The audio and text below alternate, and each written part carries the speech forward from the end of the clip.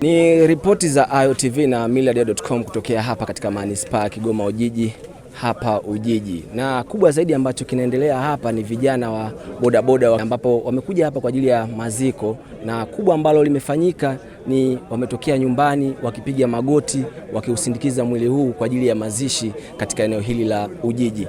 Lakini kitu kingine pia wameweza kuiomba serikali waweze kupatiwa vyombo ambavyo vilikamatwa, na kuna baadhi ya watu pia walikamatwa kuhusiana na tukio la jana baada ya kijana huyu Amili kugongwa na gari katika maeneo ya shirika pale. Baada ya kutokea vurugu hizo, gari hilo liliweza kuchomwa na pia polisi waliweza kutokea pale kwa ajili ya kuzuia vurugu. Kuanzia hapo hata shikeni chini.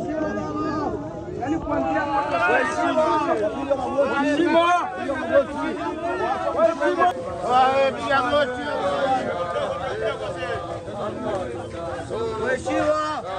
kwa chini chini wazee, kwa chini chini, kwa chini chini. Kwa chini chini babu, kwa chini chini. Hapa.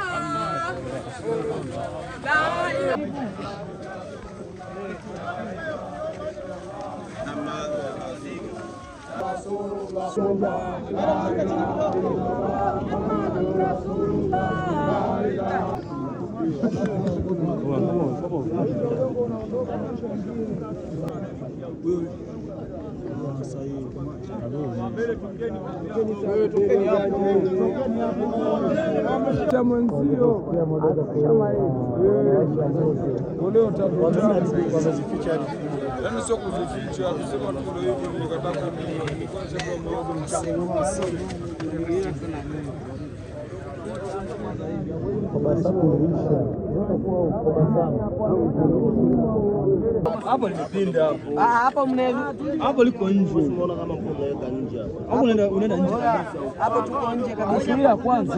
Ngoja. Hapo huko ni nje, sogeza kabisa. Sogeza sasa mti. Nini hapa? Hapa. Sasa mti. Sogeza kona.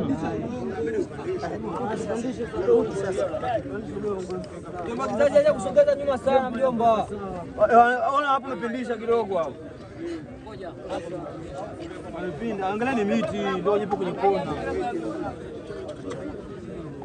Wangu juu tusikabuse, tuchukue tu udongo wa juu kwa kati au wa chini hapa chini nao.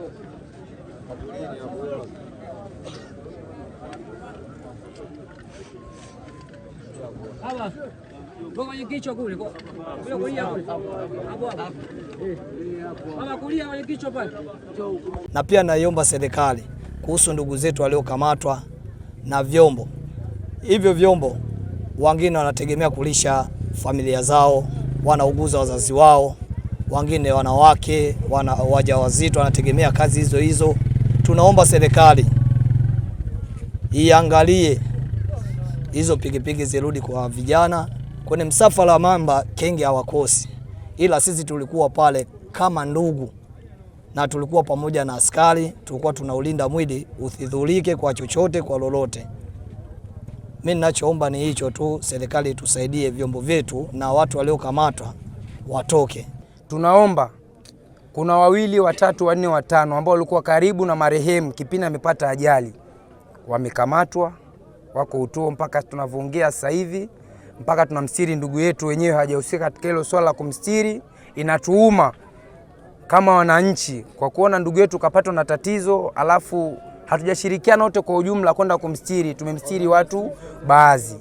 Kwa tulikuwa tunaomba Mama Samia Suluhu Hassan, baba mzee kibarabara, baba wabaya watu, baba umepita ubadini pale mzee, tumekupa 5 tena baba na tutakupa tena.